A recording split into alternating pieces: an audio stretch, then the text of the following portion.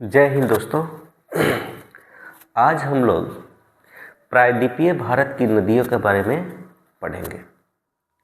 लेकिन प्रायद्वीपीय भारत की नदियों के बारे में जानने से पहले हम लोग के पास ये ज़रूर जानकारी होना चाहिए कि कौन सा पठार कहाँ पे है तथा पश्चिमी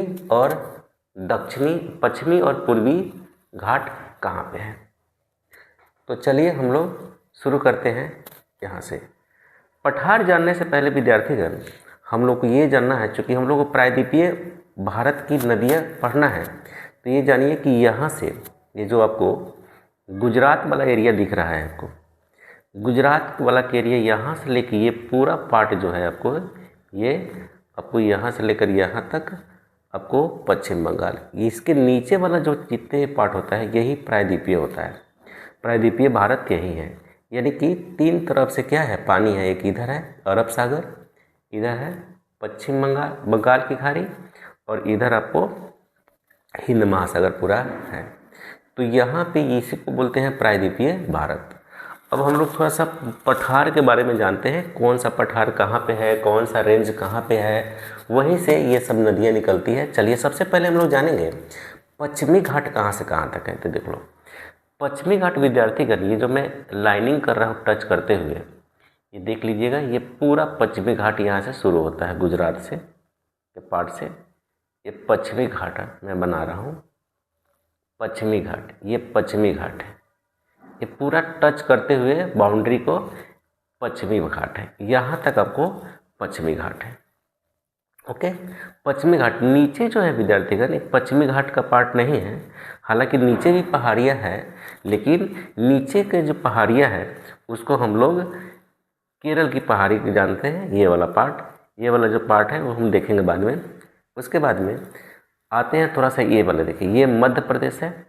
मध्य प्रदेश में हम लोगों ने ये ज़रूर पढ़ा था कि ये वाला बीचों बीच जो है, बीचों बीच जो दिख रहा है आपको, ये बीचों बीच दिख रहा है आपको, ये आपको विंध्य रेंज है विद्यार्थीगण। ये विंध्य रेंज में है, इस प्रकार से ये पूरा विंध्य रेंज है विद्यार्थी, ये विंध्य रेंज है। ओके, और इसी के इर्द गिर्द में हम देखेंगे आपको, देखिए मालवा का पठार। अच्छा, पहले यहाँ पे देख लेते हैं राजस्थान में। राजस्थान में आपको यहाँ से शुरू होता है और ये हो जाता है आपको अरावली रेंज। मैं चारों तरफ बता देता हूँ, ये अरावली रेंज है, अरावली रेंज है, अरावली रेंज यहाँ तक है। इसको मैं लिख देता हूँ अरावली रेंज, अरावली रेंज, अरावली श्रेणी यानी रेंज। ये आपको फिर से मैं रिपीट करता हूँ कि ये आपको राजस्थान है, राजस्थान है, राजस्थान लिख देते हैं, और ये आपको गुजरात है, गुजरात। ये राजस्थान, ये गुजरात और ये महाराष्ट्र, ये पूरा महाराष्ट्र है, पूरा पश्चिमी घाट महाराष्ट्र में है। और ये मध्य प्रदेश में है विद्यार्थीगण, मध्य प्रदेश एमपी लिख देते हैं।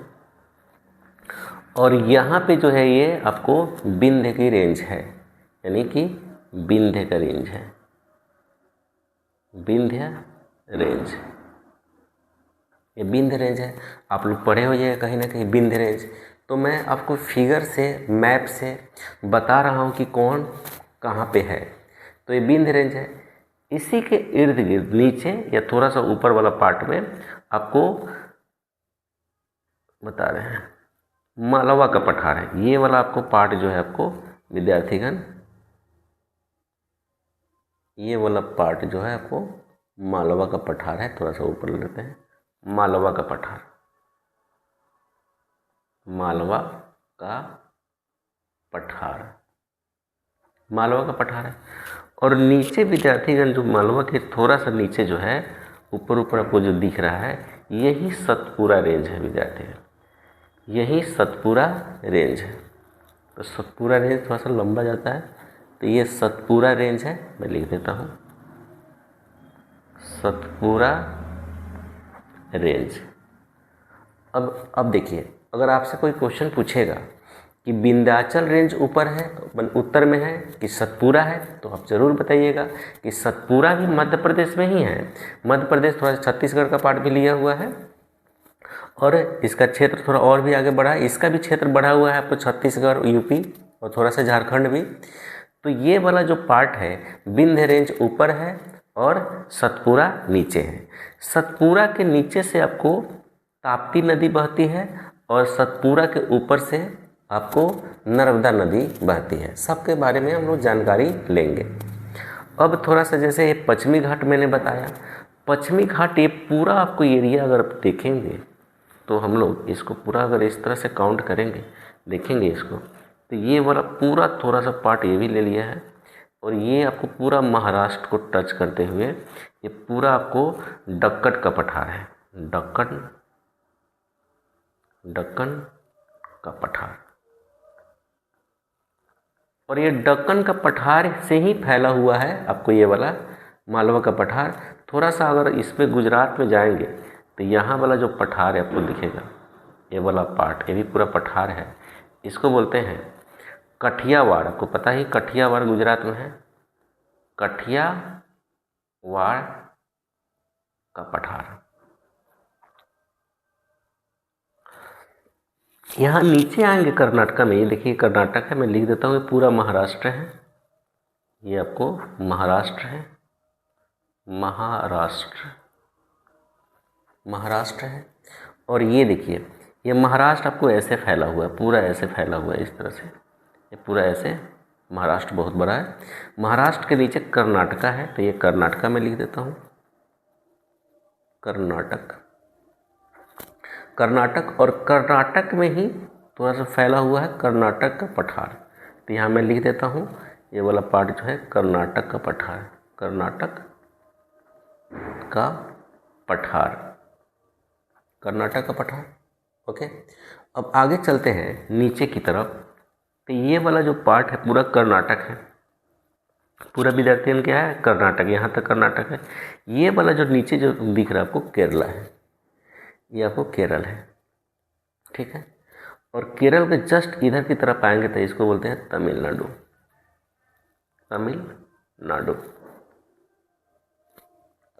तमिलनाडु। और ये वाला जो पूरा पार्ट आपको ऐसे दिख रहा है, यहाँ पे देख लीजिए, ये वाला ये पूरा पार्ट जो है लंबे से दिख रहा है, इसको आंध्र प्रदेश बोलते हैं, आंध्र प्रदेश।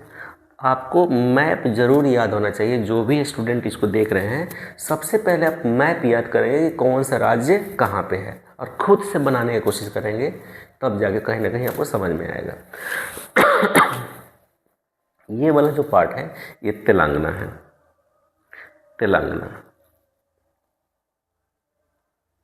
ये आपको तेलंगाना, एक इंग्लिश एक हिंदी में, कोई बात नहीं, तेलंगाना हो गया। ये पूरा आपको जो आपको दिख रहा है ये छत्तीसगढ़ है, ये बीच वाला छत्तीसगढ़ है, छत्तीसगढ़ CS से लिख देते हैं। और ये आपको झारखंड है और ये बिहार है। हालांकि ये देखिए ये वाला जो पार्ट है आपको, ये आपको आंध्र प्रदेश हो गया, तमिलनाडु हो गया, और ये वाला पार्ट इसे आपको ये उड़ीसा हो गया, उड़ीसा हो गया, ठीक है। अब मैं आपको पठार बता रहा था, जैसे कि दक्कन का पठार को पता चल गया, कर्नाटका का पठार पता चल गया, अभी और भी पठार हम लोग को जानना बाकी है। जैसे एक दंडकारण्य का पठार जो है पूरा आपको छत्तीसगढ़ में पसरा हुआ है। थोड़ा सा छत्तीसगढ़ का पार्ट आपको ले लेते हैं, ये वाला पार्ट, और ये वाला पूरा पार्ट हम लेते हुए, ये आपको इसका नाम है दंडकारण्य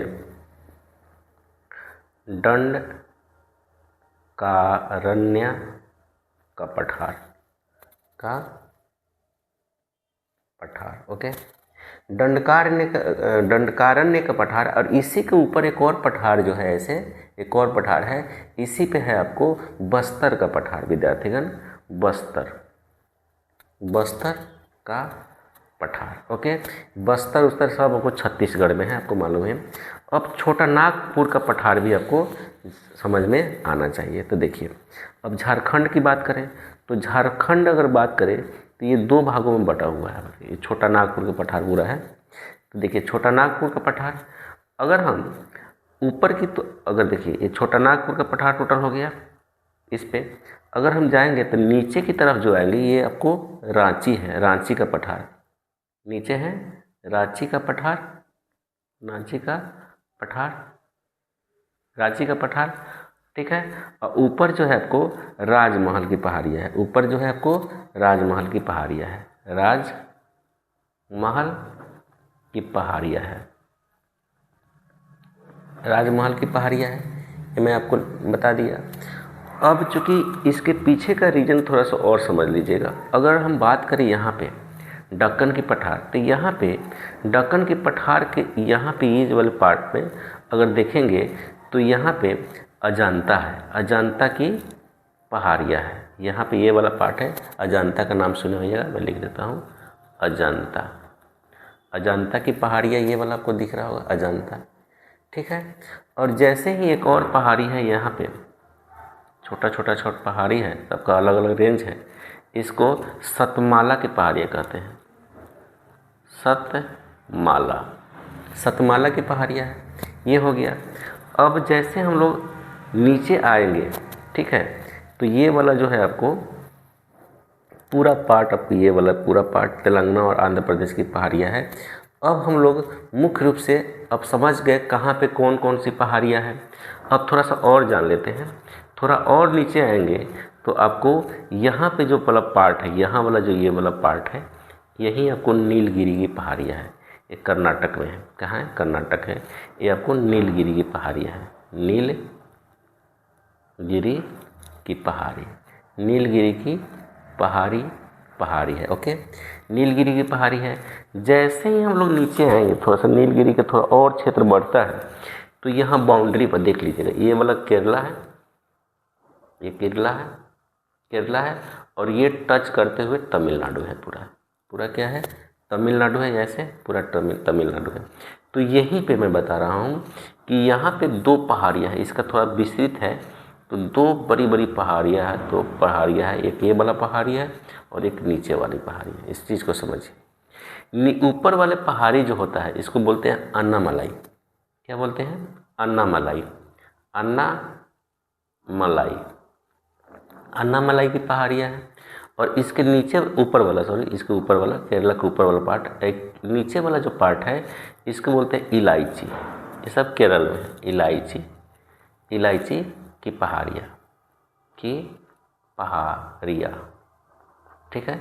और ये वाला एक जो पार्ट है, इधर वाला पार्ट जो बिल्कुल बीचों बीच है, बात को समझिएगा, ये पूर्ण रूप से आपको तमिलनाडु में है और इसका नाम है आपको विद्यार्थीगण पालनी मैं बता रहा हूँ, पालनी की पहाड़ियाँ। तो ये तीनों का संगम यहाँ पे है। अगर आपसे कोई क्वेश्चन पूछेगा पालनी की पहाड़ियाँ कहाँ पे है, तो आप बोलेंगे सर तमिलनाडु में है। आपसे पूछाएगा अन्नामलाई इलायची की पहाड़ियाँ कहाँ हैं, तो बोलिए केरला में। अब कुछ थोड़ा सा हिस्सा जो है आपको पड़ जाता है तमिलनाडु में, यानी तमिलनाडु में कुछ हिस्सा अन्नामलाई और इलायची की पहाड़ियाँ, यानी अन्नामलाई और इलायची की पहाड़ियाँ कह सकते हैं केरला और तमिलनाडु में, दोनों में है। लेकिन पालनी की पहाड़ियाँ है आपको कहाँ, तमिलनाडु, ठीक है। तो ये आपको पहाड़ी के बारे में मैंने आपको बता दिया, ये पूरा इधर पहाड़ी है, ओके। अब हम लोग इसको थोड़ा सा और आगे चलते हैं। यहाँ अरावली का रेंज है, अरावली के रेंज के थोड़ा सा नीचे अगर हम लोग चलेंगे तो ये पूरा पठार है, ये पूरा पठार है, जिसे मारवाड़ का पठार कहा जाता है या मेवाड़ का पठार, मारवाड़ या मेवाड़ का पठार है। ये आपको पूरा राजस्थान में है, ओके। ये हो गया।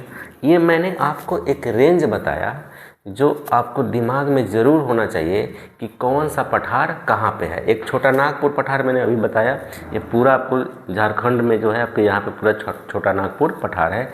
आपको सारा बात बताएंगे कि कहाँ, यहाँ से कौन सी नदियाँ निकलती हैं, यहाँ से कौन सी नदी निकलती है, यहाँ से कौन सी नदियाँ निकलती है, क्योंकि प्रायद्वीपीय भारत की जो नदियाँ हैं बहुत सारी है, ठीक है।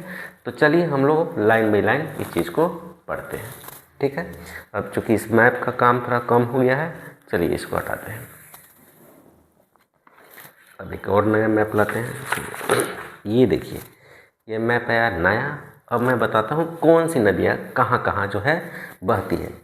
सबसे पहले अगर हम बात करें तो देखिए, ये जो है आपको पश्चिमी घाट है, इधर वाला पार्ट क्या है, पश्चिमी घाट है। लिख देते हैं विद्यार्थीगण, पश्चिमी घाट है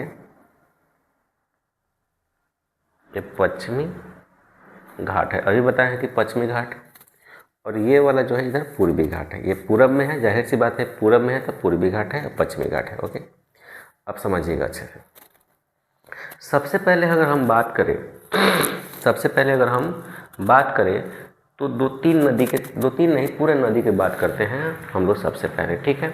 सबसे पहले हम बात करते हैं, एक नदी निकलती है आपको, ये आपको झारखंड से निकलती है विद्यार्थीगण। देखिए झारखंड का है, यहाँ पे ये झारखंड है, ठीक है ना। तो झारखंड से निकलती है, देख लीजिएगा यहाँ पे झारखंड यहाँ से निकलती है। झारखंड के आपको अभी बताएं कि झारखंड में रांची की पहाड़ी नीचे है और ऊपर जो है आपको रायसेन की पहाड़ियाँ हैं। तो देखिए झारखंड से निकलती है, और झारखंड से होते होते यह थोड़ा सा आपको टच करते हैं, आपको कहाँ, पश्चिम बंगाल में, थोड़ा सा टच करते हुए पश्चिम बंगाल में प्रवेश करती है। और पश्चिम बंगाल में प्रवेश करके यह नीचे की तरफ आती है, उड़ीसा में आती है विद्यार्थीगण, उड़ीसा में आती है, और उड़ीसा में आपको आके यहाँ पे गिर जाती है बंगाल की खाड़ी में। पूरा बंगाल की खाड़ी है, लिख देते हैं बंगाल की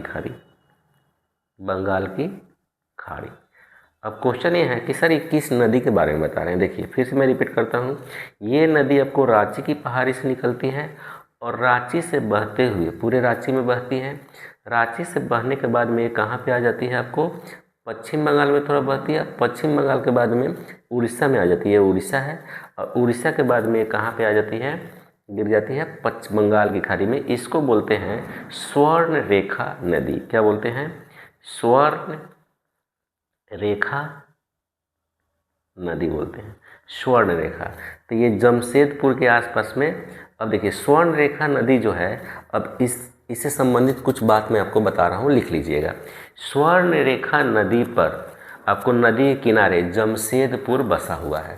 स्वर्ण रेखा नदी किनारे जमशेदपुर मतलब कि बसा हुआ है। ये कहाँ से निकलती है, यहाँ रांची की पहाड़ियाँ हैं, रांची की पठार है, और इसी रांची के पठार से आपको ये स्वर्ण रेखा निकलती है। इसके किनारे जमशेदपुर बसा हुआ है। ओके, अब आगे चलते हैं।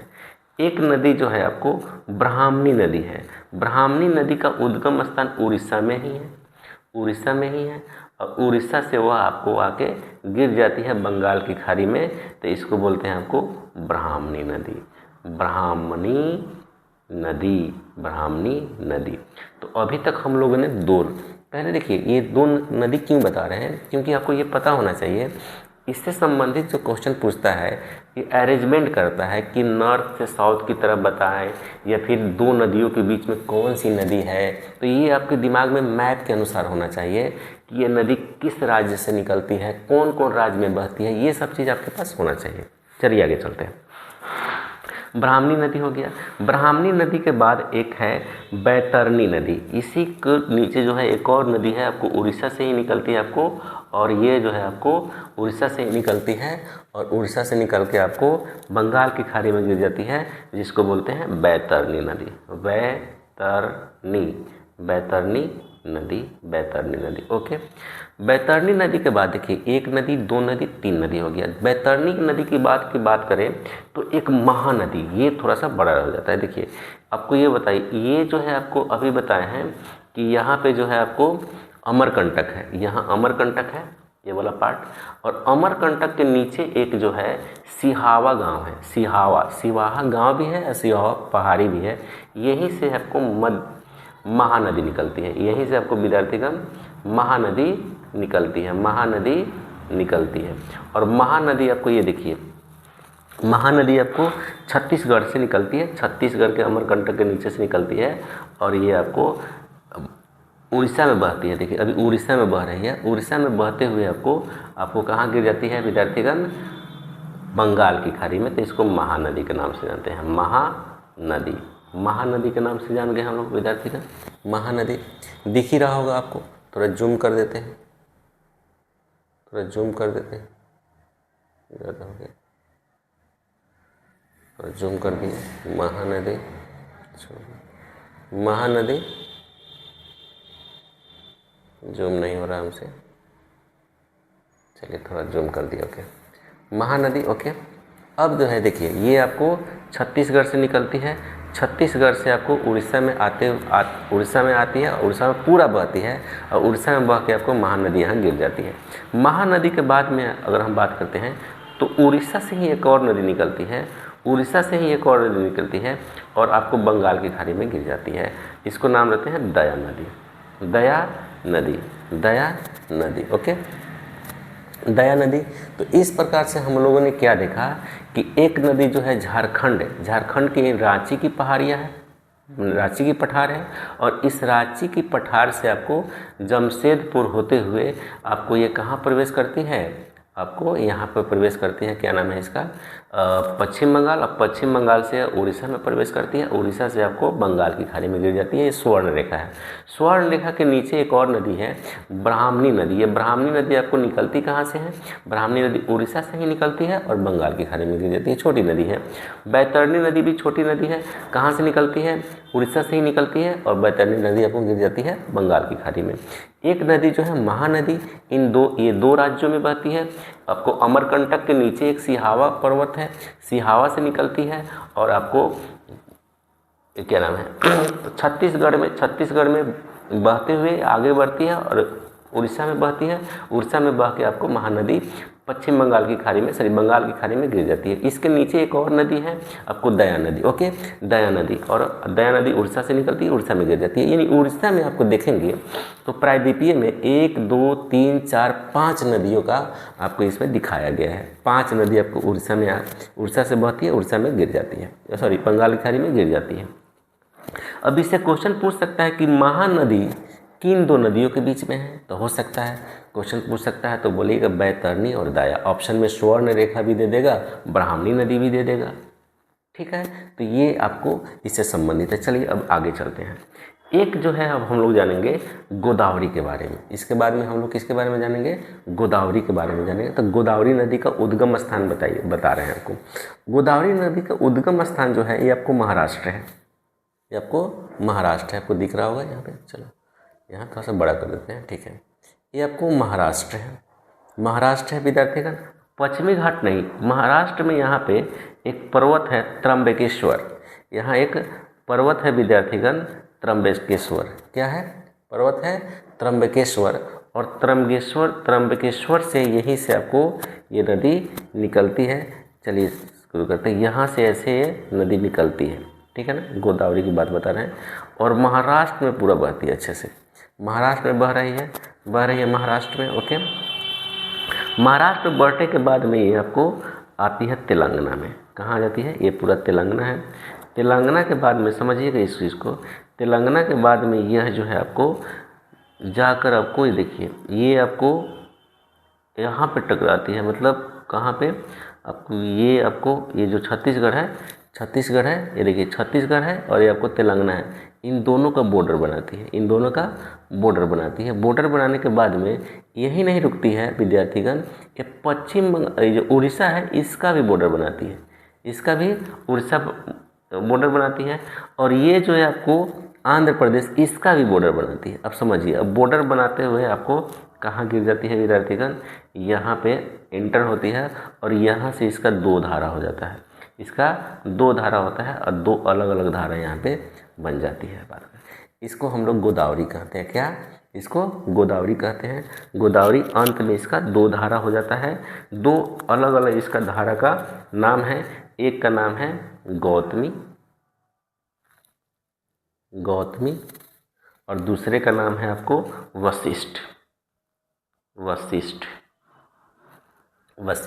ये दोनों जो है यहाँ तक गोदावरी है। क्या है, फिर से मैं रिपीट कर रहा हूँ, गोदावरी। अब क्वेश्चन है कि गोदावरी कितने राज्यों से गुजरती है। तो गोदावरी देखिए महाराष्ट्र से गुजरी, महाराष्ट्र के बाद में तेलंगाना के बाद में थोड़ा सा छत्तीसगढ़, क्योंकि बाउंड्री बनाया है, और उसके बाद में यहाँ पे देखिए पश्चिम उड़ीसा है, उड़ीसा के बाद में आपको आंध्र प्रदेश। ओके, तो काउंट करेंगे तो 1 2 3 4 5 5 राज्यों में यह बहती है गोदावरी नदी।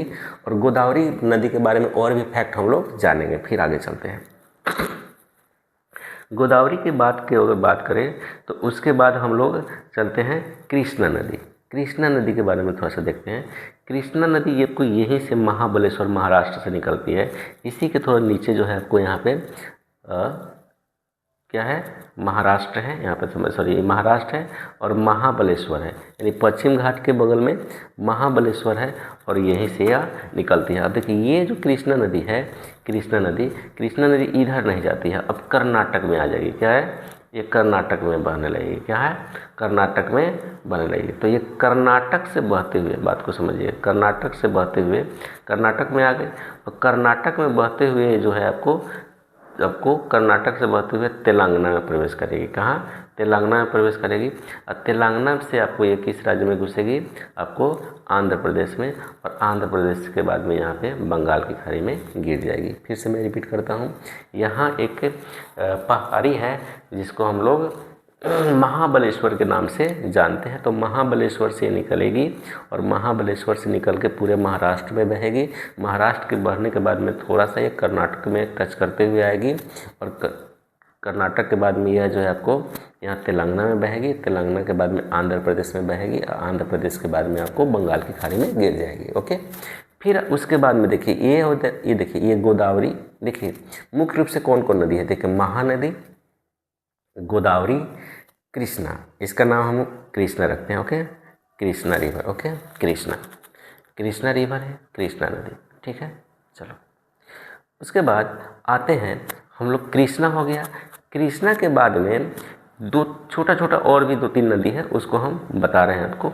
यहाँ से नंदी की पहाड़ी है, यहाँ पे नंदी की पहाड़ी है कर्नाटक में ही, नंदी की पहाड़ी है कर्नाटक में ही। और यहाँ से 2 नदियाँ निकलती है। एक नदी को पेन्ना कहते हैं। क्या कहते हैं, पेन्ना। तो यहाँ से ये नदी आपको पेन्ना, यहाँ से निकल के आपको बंगाल की खाड़ी में गिर जाती है। इसको पेन्ना कहते हैं, पेन्ना। क्या, कौन सी नदी कहते हैं, बताते हैं पेन्ना। ओके, फिर यहीं से एक और नदी निकलती है, लेकिन आपको इसमें यहाँ पे ये नहीं आती है और ये डायरेक्ट जो है आपको तमिलनाडु में आती है, तो सा लंबा है। ओके, और ये जो है आपको यहाँ प्रवेश करके इसको बोलते हैं, ये पल्लार हो जाएगा। क्या हो जाएगा विद्यार्थियों, पल्लार नदी है, पल्लार नदी है। ओके, और उसके बाद जो है एक नदी कृष्णा हो गया विद्यार्थियों। कावेरी भी फेमस है। ये कर्नाटक के कुर्ग जिले से यहाँ से निकलती है और यह जो है आपको कहाँ, ये कर्नाटक में बहती है। कर्नाटक से बहते हुए आपको तमिलनाडु में आती है और तमिलनाडु में आने के बाद में यहाँ बंगाल की खाड़ी में गिर जाती है। इसको बोलते हैं विद्यार्थीगण कावेरी नदी हो गया। ओके, अब कावेरी नदी के अंत में लास्ट में एक और रिवर है, इसको यहाँ पे ये जो है यहाँ से निकलती है, इसको बैगाई रिवर के नाम से भी हम लोग जानते हैं। ये बैगाई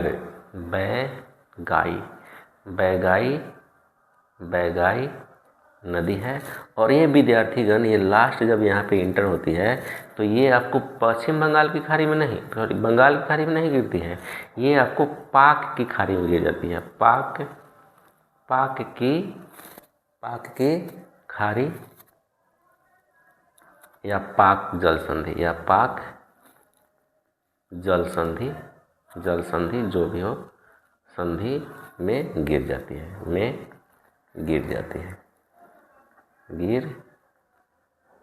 है। ओके, अभी तक जो मैंने नदी बताया इसके बारे में, अभी इसका बहुत चीज़ बताना बाकी है, तो चलिए अभी और भी देखते हैं। ओके, अब देखिए विद्यार्थी, अब ये मैंने आपको इतना बताया। अब चलते हैं इसकी कुछ इम्पोर्टेंट चीज़ के बारे में जानकारी लेते हैं। ठीक है, चलिए सबसे पहले हम लोग जानकारी लेंगे कि पहली नदी जो है स्वर्ण रेखा। पहली नदी क्या है, स्वर्ण रेखा। तो इसको लिखेंगे स्वर्ण रेखा नदी। सबसे पहले इसके बारे में जानेंगे उद्गम स्थान। उद्गम स्थान। तो उद्गम स्थान विद्यार्थीगण अभी बताए हैं हम कि यह जो है रांची की पठार से निकलती है, रांची की पठार, रांची की पठार से निकलती है। अब इससे संबंधित आपको ये समझना होगा विद्यार्थीगण कि अब जैसे देख लीजिए, जैसे इससे संबंधित आपको देखना क्या होगा, ये समझना है। यह जो है आपको स्वर्ण रेखा पे कौन सा जलप्रपात है, तो आपको स्वर्ण रेखा पे जलप्रपात लिख देते हैं। जलप्रपात, जलप्रपात जो है आपको विद्यार्थीगण वो आपको हुंडरू जलप्रपात है। कौन सा?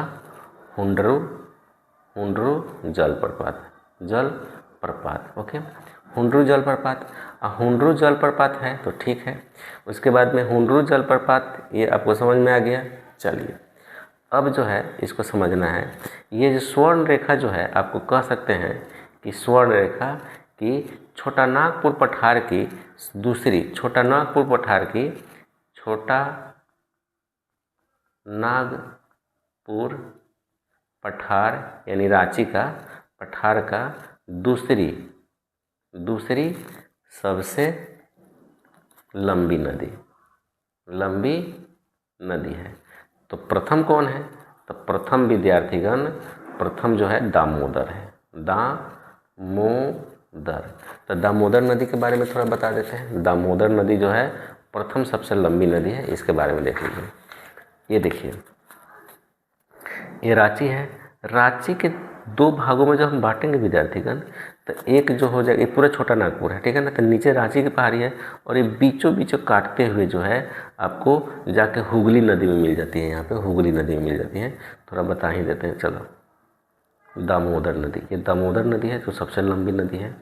और दामोदर नदी जो है यहाँ से आती है हुगली नदी, यहाँ से आती है हुगली नदी और हुगली नदी में ये मिल जाती है, यहाँ हुगली नदी में मिल जाती है। और ये दामोदर नदी है, दामोदर नदी है, दिख रहा होगा, दामोदर नदी है। ये हुगली नदी, ए जैसे हुगली नदी लिख दी है। तो ये दामोदर के बारे में बता रही है। अब आगे देखिए, इसका हो गया। अब जो है अब चलते हैं दूसरे के बारे में। अब जो है बैतरणी के बारे में मैंने बता दिया। देखिए, बैतरणी के बारे में बता दिया। बैतरणी नदी भी उड़ीसा से निकलती है और यहाँ गिर जाती है। ब्राह्मणी नदी भी यहाँ से उड़ीसा से निकलती है, यहाँ पे गिर जाती है। तो इससे ज़्यादा संबंधित नहीं है। महानदी के बारे में ज़रूर हम लोग को जानकारी होना चाहिए। चलिए थोड़ा सा देख लेते हैं। एक और चीज़ इसमें हम लोग दया नदी के बारे में थोड़ा सा जान लेते हैं। दया नदी से संबंधित क्या इन्फॉर्मेशन है? दया नदी, दया नदी से संबंधित ये है विद्यार्थीगण कि इसी नदी के किनारे, इसी नदी के किनारे, इसी नदी के किनारे किनारे कलिंग का युद्ध हुआ था विद्यार्थीगण। कलिंग का युद्ध, कलिंग का युद्ध हुआ था विद्यार्थीगण। कलिंग का युद्ध आपको मालूम है कि 261 BC में हुआ था, यानी अशोक और उस समय के राजा खारवेल थे, उन्हीं के बीच में हुआ था। ओके, तो कलिंग का युद्ध हुआ था इसी दया नदी के किनारे। ओके, अब चलते हैं हम लोग महानदी के बारे में। महानदी के बारे में जानते हैं। महानदी, महानदी के बारे में थोड़ा सा हम लोग जान लेते हैं। महानदी का सबसे पहले हम लोग जानेंगे उद्गम स्थान।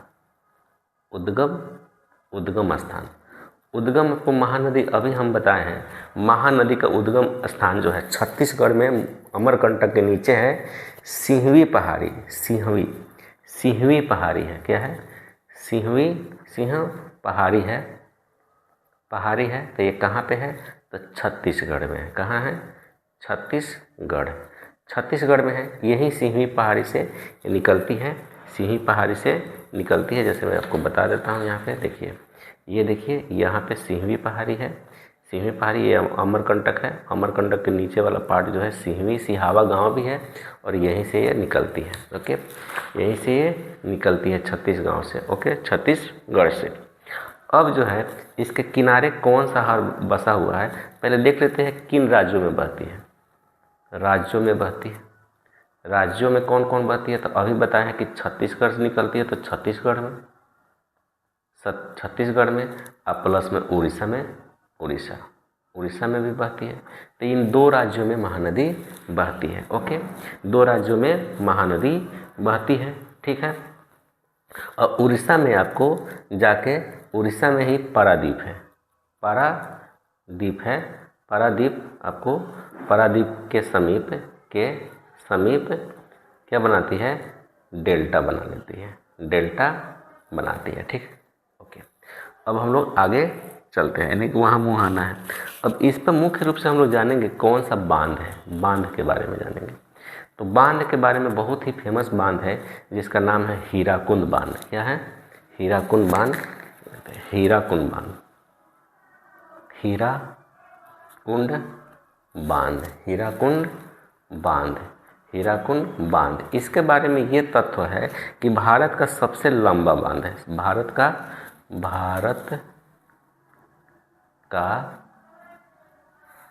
सबसे लंबा बांध, भारत का सबसे लंबा बांध। तो आपको तो ये भी मालूम होना चाहिए कितना लंबाई होना चाहिए इसका। तो लगभग मान लीजिए कि 25.8, मान लीजिए 25.8 किलोमीटर, तो 26 मान लीजिए ना, क्या दिक्कत है, लेकिन 25.8 किलोमीटर इसका लेंथ है। ठीक है, ओके। अब आगे हम लोग देखते हैं। अब इसकी सहायक नदी कौन कौन सी है। तो मान लेते हैं कि ये आपको यहाँ पे जो है ऐसे बहती है, ये ऐसे बहती है, ऐसे देखिए ऐसे बहती है। ठीक है, तो इसकी सहायक नदी जान लेते हैं। यहाँ पे लिख देते हैं सहायक नदी, सहायक नदियाँ। तो इसकी सहायक नदी देखिए, इसकी सहायक नदी मुख्य रूप से 5-7 है। तो चलिए सबका नाम लिखते हैं। सबसे पहले देखो, ऊपर से जो होगी ना उसको बोलेंगे बाएं ओर से। क्या, ये बाएं तरफ है। ऊपर क्या होगा, बाईं ओर। ऊपर से जो नदी आएगी वो बाईं ओर, और नीचे से जो नदी आएगी वो दाईं ओर से। तो सबसे पहले हम बाईं ओर से देखते हैं। तो बाईं ओर से जो सबसे पहली नदी है वो हंसदेव है। क्या है, हंसदेव। इसका नाम लिख देते हैं हंसदेव रिवर। हंसदेव के बाद में दूसरा है शिवनाथ। यहाँ पे दूसरी नदी जो है वह शिवनाथ है। क्या है विद्यार्थीगण, शिवनाथ। दूसरी नदी है शिवनाथ। तीसरी नदी जो है वो आपको मांड है, मांड। तीसरी नदी कौन है, मांड है। तीसरी नदी कौन है, मांड है। और चौथी नदी जो है आपको ईब है, यहाँ पे मिल जाती है चौथी नदी ईब, नाम है, आपको याद कर लीजिएगा। ठीक है, उसके बाद हम 5वीं नदी की बात करें तो 5वीं नदी जो है, नाम देखिए जोंक ओंक। 5वीं नदी जोंक है, ठीक है ना। और 6ठी नदी जो है उसको ओक बोलते हैं। क्या बोलते हैं, ओक, नाम है ओक। और लास्ट नदी जो है आपको इसको बोलते हैं तेल। यानी कह सकते हैं कि कितनी नदी इसकी सहायक हो गई। देखिए, अगर आप लोग चाहेंगे, अगर आप लोग चाहते हैं कि इसका ट्रिक भी हम बनाएं तो आप लोग कमेंट जरूर करिएगा। हंसदेव, शिवनाथ, मांड, ईब, जोक, ओक, तेल, ये महानदी की सहायक नदी है, महानदी की सहायक नदी है। तो महानदी से संबंधित मैंने आपको ये चीज़ बताया। अब महानदी के बाद में हम आपको गोदावरी के बारे में चलेंगे। क्या, किसके बारे में विद्यार्थीगण, गोदावरी के बारे में।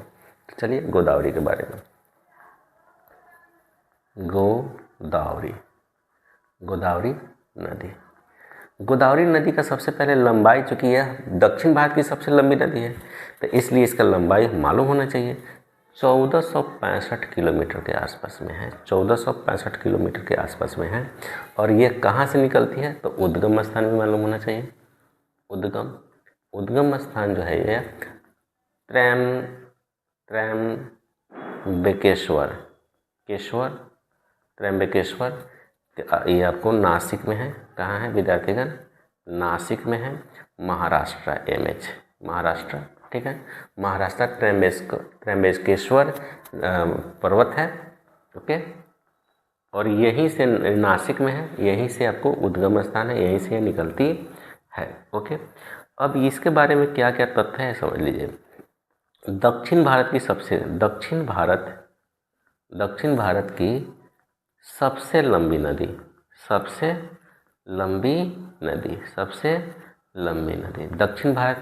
सबसे लंबी नदी आपको कितना लंबाई है, 1465। उसके बाद में इसको दक्षिण की गंगा या बूढ़ी गंडक, इसको दूसरा पॉइंट है, दक्षिण की गंगा भी बोलते हैं, दक्षिण की गंगा भी बोलते हैं। तीसरा पॉइंट, इसको बूढ़ी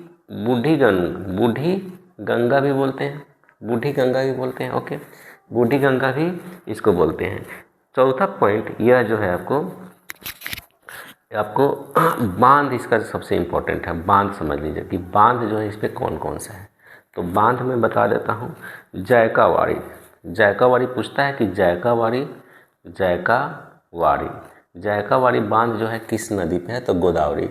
और ये कहाँ पे है, तो महाराष्ट्र। एमएच लिख देते हैं तो महाराष्ट्र समझ लीजिएगा, ठीक है। उसके बाद में पोलावरम, एक और बांध है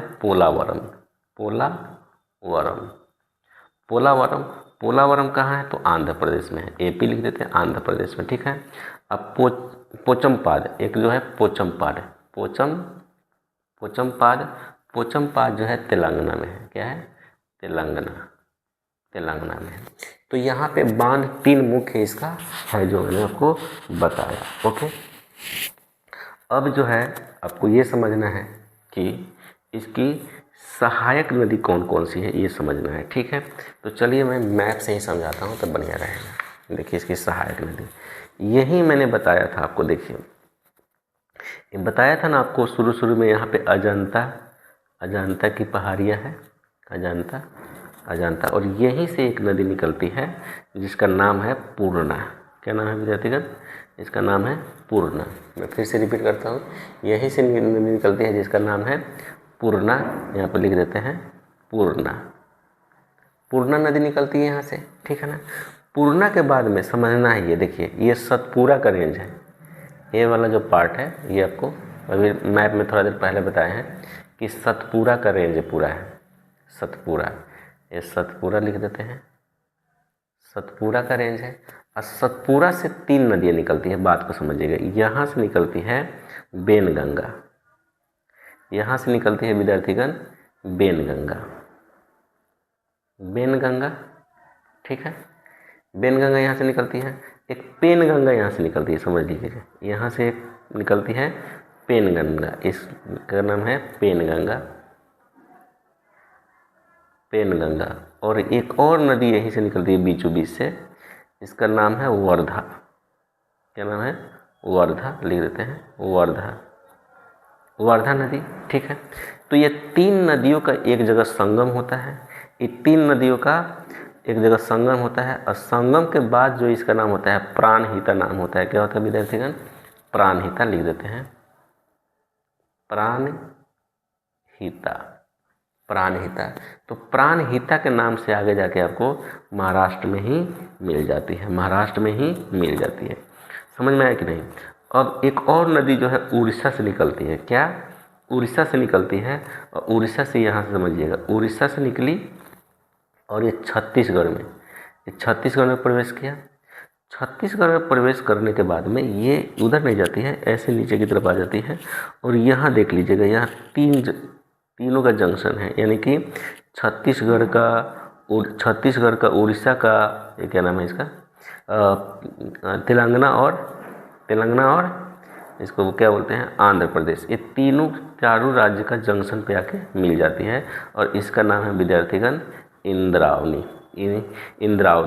क्या नाम है, इंद्रावती। ओके, समझ में आ गया विद्यार्थीगण, इंद्रावती हो गया।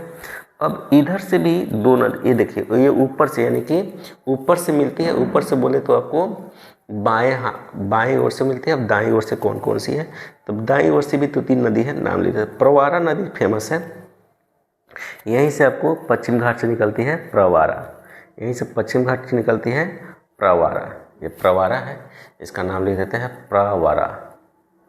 प्रवारा नदी निकलती है। और यहीं से आपको बालाघाट से निकलती है आपको एक और नदी, जिसको हम लोग कहते हैं क्या, मंजीरा नदी। क्या निकलती है, मंजीरा नदी। यहाँ पे बालाघाट है, ठीक है, बालाघाट महाराष्ट्र में है। बालाघाट से निकलती है मंजीरा नदी। ओके, मंजीरा नदी निकलती है, ठीक है। अब थोड़ा सा और आगे चलते हैं। ये आपको बता ही दी है किस कैसे कैसे अंदर आती है। तो यह जो है आपको यहाँ तक आंध्र प्रदेश में 2 भागों में बांट जाती है, एक गौतमी और एक विशिष्ट। और यहीं पे जो है यहाँ पे एक कोलीरू आप झील सुने होइएगा, क्या इसका नाम था? कोलीरू झील। तो इसका नाम लिख देते हैं कोलेरू झील। कोलेरू झील यहीं पे पाया जाता है। ठीक है, अब आगे चलते हैं विद्यार्थीगण हम लोग। देखिए अब ये चीज़ आपको पता चल गया। अब थोड़ा सा हम लोग अब जो है कौन सा नदी बचा है ये आपको हो गया। अब हम लोग जानेंगे इसके बारे में और भी कुछ तथ्य, वो समझिए क्या चीज़। जैसे गोदावरी के बारे में हो गया, अब हम लोग जानेंगे विद्यार्थीगण किसके बारे में? कृष्णा नदी के बारे में। तीसरा पॉइंट क्या है आपको जो है वो कृष्णा नदी है विद्यार्थीगण। कौन सा है? कृष्णा नदी है। कृष्णा नदी, कृष्णा नदी। इसका लेंथ भी आपको मालूम होना चाहिए, 1401 किलोमीटर है।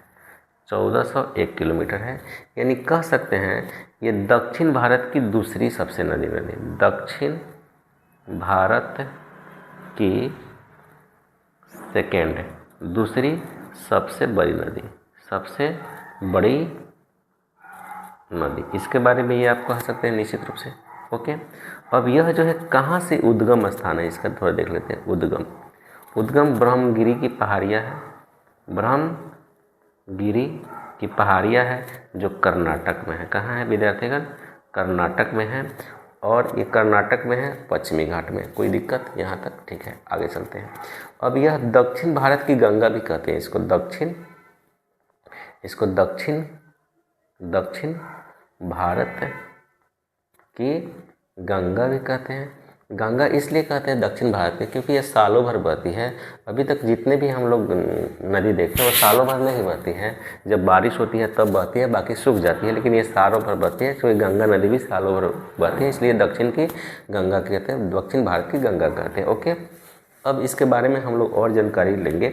अब इसमें मुख्य रूप से हम लोग जानेंगे कि कौन कौन सा बांध है। बांध इंपॉर्टेंट है क्योंकि बांध पूछता है। तो बांध के बारे में मेटूर बांध, मेटूर बांध है। मेटूर बांध कहाँ पे है ये भी जानना है। तेलंगाना में है। कहाँ है विद्यार्थीगण? तेलंगाना में है। तेलंगाना में है विद्यार्थीगण। कहाँ है? तेलंगाना में है। तेलंगाना में नहीं है, तमिलनाडु में, सॉरी तमिलनाडु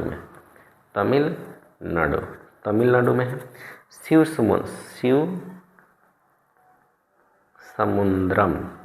शिव समुद्रम कहाँ है विद्यार्थीगण?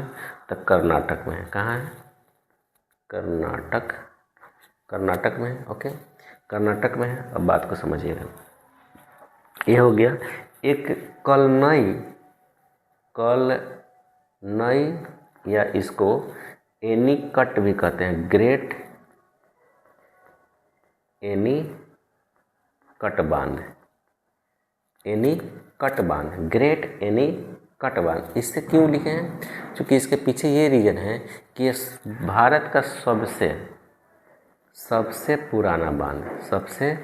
पुराना बांध, इसलिए इसको लिख दिया गया। नहीं तो फेमस नहीं है, लेकिन फिर भी इसलिए लिख दिए। ओके, ठीक है। अब इसके देखिए, इसकी जो है सहायक नदी कौन कौन सी है। तो सहायक नदी देख लेते हैं। सहायक नदी जो है मान लेते हैं ऐसे ऐसे गुजरे हैं, तो इसके ऊपर से जो है 2 मुख्य नदियाँ हैं वो हम लिख देते हैं। ठीक है ना? क्यों? एक हेरगी नदी, एक जो है ये क्या है? हेरगी नदी, और दूसरा हेमावती। ये क्या है? हेमावती। ये हेमावती है। ओके, हेमावती है। और आगे चलते हैं हम लोग थोड़ा सा इसका जो है कृष्णा नदी के बारे में जो है ये चीज़ हो गया। ठीक है ना? ये जो बांध है ना, सॉरी, ये बांध जो है विद्यार्थीगण, बांध इसका ये नहीं है, कावेरी नदी के हम बता दिए हैं। सॉरी, थोड़ा सा बांध देख लेते हैं। देख लीजिए, एक गलत हो गया, इसके लिए सॉरी। अब हम लोग जाते हैं यहाँ पे। देखिए इसका बांध जो है ये जो है कृष्णा नदी का था, सॉरी कावेरी का था। कावेरी नदी का बांध बता दिए, कोई बात नहीं। अभी जो हम कृष्णा नदी का हम बांध बता रहे हैं, देखिए समझिएगा। कृष्णा नदी के बांध जो है ये बहुत ही फेमस है, नागार्जुन बांध। क्या है? नागार्जुन बांध, नागार्जुन बांध। ठीक है विद्यार्थीगण, नागार्जुन बांध, इसको समझिएगा अच्छे से। नागार्जुन बांध जो है वो आपको इसको चीज़ को समझ, नागार्जुन बांध जो है आपको किस नदी पे है, आपको समझना है कृष्णा नदी पे है। ठीक है, तो ये कहाँ पे है, आंध्र प्रदेश में। कहाँ है विद्यार्थीगण, आंध्र प्रदेश लिख देते हैं, आंध्र प्रदेश। ठीक है ना, आंध्र प्रदेश में है। दूसरा व नलगोंडा, दूसरा जो है नलगोंडा, नलगोंडा ये कहाँ पे है, इसको समझना है विद्यार्थीगण। ये आपको आंध्र प्रदेश है। ये भी कहाँ है विद्यार्थीगण, आंध्र प्रदेश। हालांकि नागार्जुन जो बांध है ये आपको आंध्र प्रदेश में अब नहीं रहा, चूँकि चेंज हो गया था, तेलंगाना हो गया। क्या हो गया, तेलंगाना, तेलंगाना हो गया। ये नलगोंडा कहाँ हुआ, आंध्र प्रदेश हो गया। कहाँ हो गया विद्यार्थीगण, आंध्र प्रदेश, एपी, आंध्र प्रदेश हो गया। श्रीशैलम, श्रीशैलम, श्रीशैलम, श्रीशैलम विद्यार्थीगण तेलंगाना में है, तेलंगाना में है। उसके बाद में अलमाटी, अलमाटी भी पूछता है, अलमाटी बांध, अलमाटी बांध ये आपको कर्नाटक में है, ये आपको कर्नाटक में है। तुंगभद्रा, तुंगभद्रा जो है आपको, ये आपको कर्नाटक में है। ओके, तो ये चीज़ है। ठीक है, अब हम लोग इसके बारे में सहायक नदी के बारे में देखेंगे। हम लोग कृष्णा नदी के सहायक कृष्णा के बारे में जानेंगे। कृष्णा नदी के बारे में यहाँ ध्यान दीजिए, ये वाला चीज़ है। देखिए, ये मान लेते हैं कि यहाँ से नदी शुरू हुआ और ये आपको बंगाल की खाड़ी में आगे गिर गया। ठीक है ना, कृष्णा के बारे में बताएं, कृष्णा, कृष्णा नदी। तो आप समझ लीजिएगा, यहाँ से जो है मुख्य रूप से 4 नदी जाती है, 1 नदी, 2 नदी, 3 नदी, 4 नदी। ठीक है ना, और लास्ट में यहाँ से 2 नदी, इधर से 1 नदी, एक इधर से नदी, और ये दोनों का मिलन जाके आगे चला जाता है। ठीक है, दिख रहा है आपको, आगे देखिए। ये जो नदी है इसका नाम बता रहे हैं, इसका नाम है पंचगंगा विद्यार्थीगण, पंचगंगा। ठीक है ना, इसका नाम है आपको दूध गंगा विद्यार्थीगण, दूध गंगा। ठीक है विद्यार्थीगण, इसका नाम है घाट प्रभा विद्यार्थीगण, घाट प्रभा। और इसका नाम है विद्यार्थीगण माल प्रभा, माल प्रभा। ओके, तो ये 4 नदियाँ जो है नीचे से आपको कृष्णा नदी में मिलती है।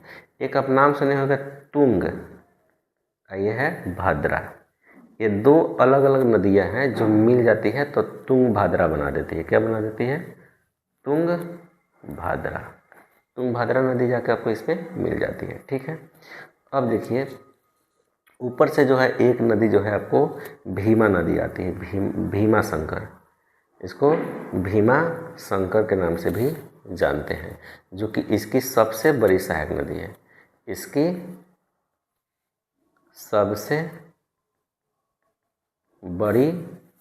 सबसे बड़ी सहायक नदी है। ठीक है, तो ये हो गया। एक नदी और इधर से आती है, इसको बोलते हैं मूसी नदी विद्यार्थीगण, मूसी नदी बोलते हैं, और इसी पे हैदराबाद है, इसी पे हैदराबाद स्थित है। मूसी नदी किनारे हैदराबाद स्थित है, इसलिए मूसी नदी आपको लिख दी है। ठीक है, और अंत में बंगाल की खाड़ी में गिर जाती है, ये नदी हो गया। उसके बाद में अंत में आपको बता देते हैं कावेरी हो गया। बैगे के बारे में आपको बता दें। इस प्रकार से विद्यार्थीगण ये जो है आपको पूर्ण रूप से कंप्लीट हो जाता है। अगर आपको वीडियो अच्छा लगा हो तो शेयर ज़रूर कीजिएगा और कमेंट भी कीजिएगा कि कैसा वीडियो लगा। ओके, थैंक यू, धन्यवाद।